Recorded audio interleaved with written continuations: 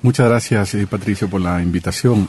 Quisiéramos plantear un tema que es fundamental, no solamente para ahora, sino para el futuro, tanto en el ámbito empresarial como de la humanidad en general. Que yo considero que es el tema de la responsabilidad social en el ámbito corporativo. Considero que es un destino ineludible para el mundo empresarial. Creo que en un plazo no demasiado largo va a ser un requerimiento de supervivencia, no solamente a través de normas de certificación, sino de leyes y de necesidades obvias del entorno. Va a ser un requerimiento para la supervivencia empresarial y de las comunidades en general. Sobre esto se han venido planteando muchos arquetipos, muchos paradigmas de gestión. Se ha partido obviamente de una suerte de cargo de conciencia, digamos, de la hiperexplotación del ámbito empresarial hacia los pueblos y un intento de devolución. Y el otro punto del que se ha partido es una especie de cargo de conciencia que se ha vertido a través de una suerte de filantropía. Pero son modelos que se están superando rápidamente. En este momento se plantea la responsabilidad social como una responsabilidad de ciudadanía, en el sentido de que un talento que no está puesto al servicio del prójimo no es un talento. Si alguien sabe construir una mesa y no construye nunca mesas, en realidad no sirve de nada, y ese talento en la práctica no lo posee. Entonces la ciudadanía, como planteaban los clásicos, de llegar a ser. Quien guarda, guarda pesares, y quien come, come manjares, dice el dicho popular, ¿no es cierto? Así hay que ponerlo en vigencia. Esa es la tendencia en la gestión de recursos humanos en la actualidad. Desarrollar talentos, pero para ponerlos al servicio del prójimo. Llámese comunidad empresarial, cadena de proveedores y clientes, etcétera. Entonces, dentro de ese ámbito está cobrando mucha fuerza el concepto de ciudadanía empresarial. Ciudadanía empresarial. Sí, se van haciendo adaptaciones en el lenguaje, ¿no? El lenguaje es una maravilla y justamente se acomoda a las corrientes de los tiempos.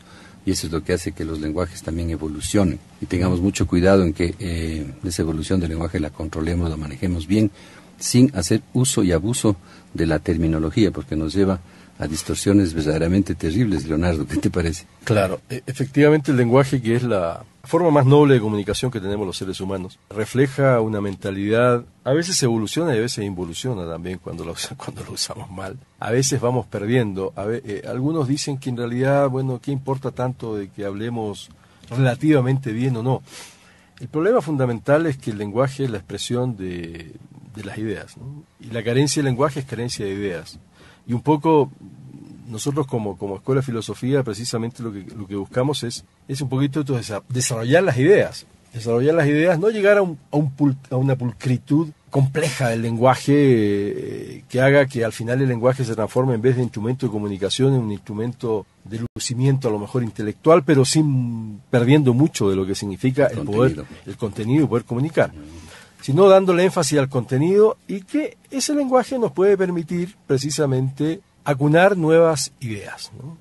Es decir, y nuevas ideas que tampoco se trata que sean nuevas simplemente porque nadie antes las haya dicho. Se trata, como dentro de lo que estaba conversando Gabriel, que estas nuevas ideas den respuesta a las problemáticas que vivimos en la actualidad. Desde ese punto de vista, como tú decías, el lenguaje, tomar nuevas palabras, nuevos enfoques, son muy prácticos en la medida en que realmente permitan, ¿no es cierto?, dar respuestas a las problemáticas actuales.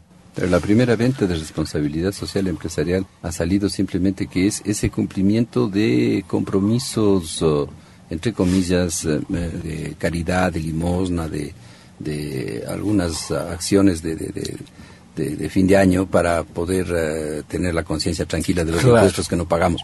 Entonces, esto es importantísimo en el lenguaje, y por eso le invité al lenguaje para que nos ayude a definir esto. Y bien vale cuando dice justamente Gabriel, talentos al servicio del prójimo.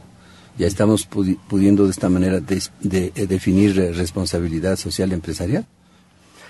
Sí, fundamentalmente también hay algo que es básico y que a veces no lo consideramos, y es que una sociedad se construye en base a vínculos, ¿no es cierto? Hay distintas naturalezas de los vínculos. Hay vínculos. En la familia la cosa más o menos funciona, más o menos, porque a veces tampoco en la familia funciona muy bien. ¿A cuál familia que se dice ahora, no? En la familia a veces hay una claridad, por lo menos, de los vínculos, porque son vínculos biológicos, familiares, biológicos, padre, hijo, hermanos, etcétera, y funcionan. En la sociedad no hay esa claridad. Entonces, en una sociedad, para construirla hay que establecer vínculos que permitan que exista la sociedad. Cuando esos vínculos existen, evidentemente la sociedad está viva.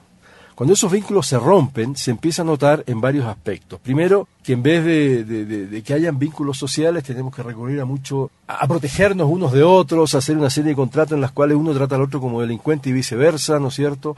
Y en la cual poco a poco va desapareciendo la confianza en el otro, lo cual hace bastante inoperante esa sociedad. Sea esa sociedad una empresa, sea esa sociedad el gran Estado, digamos, ¿no es cierto?, una ciudad. Pero la pérdida de vínculos sociales es algo tremendamente grave porque al final nos vamos quedando solos. El problema de la inseguridad es fundamentalmente una pérdida de vínculos sociales. Y entonces 4 delincuentes mantienen en jaque un barrio de 2.000 personas porque las 2.000 están solas y los 4 están unidos. Entonces, no solo hay que restablecer también los vínculos, sino que también hay que ver cuál es la calidad de los vínculos, porque un poco de ahí viene la responsabilidad social. Hay vínculos sociales que significa por conveniencia. Es un vínculo. Yo me relaciono contigo porque me conviene, tú te relacionas conmigo porque le conviene. Es un vínculo, pero es un vínculo de corto vuelo, podríamos decir, ¿no? Cuando esos vínculos son de otra calidad, cuando esos vínculos involucran aspectos que son un poquito más contundentes dentro de lo que es el ser humano mismo, obviamente que son más fuertes. Una amistad que se basa en la conveniencia dura mientras dura la conveniencia. ¿No es cierto? Y cuando precisamente se acaba aquello que hacía que fuese conveniente, que fuésemos amigos, naufraga la amistad. Si la amistad está basada, ha sido un sentimiento cultivado, se lo ha hecho crecer como se hace crecer un árbol, digamos, obviamente va a ser capaz de resistir hasta las tormentas, ¿no? Entonces, esos elementos que son realmente muy importantes, que aparentemente, de hecho, no se los ve aparentemente, pero que están presentes en todo lo que es nuestro ejercicio social, laboral y familiar, por ahí es por donde se podría enfocar una responsabilidad social que contribuya, ¿no es cierto?, a restablecer estos vínculos sociales, dentro de la empresa y fuera de la empresa, porque tampoco en ninguna empresa podemos decir que esté sola, ¿no? No existe la empresa de los ermitaños unidos, digamos. Sociedad anónima. Sociedad anónima.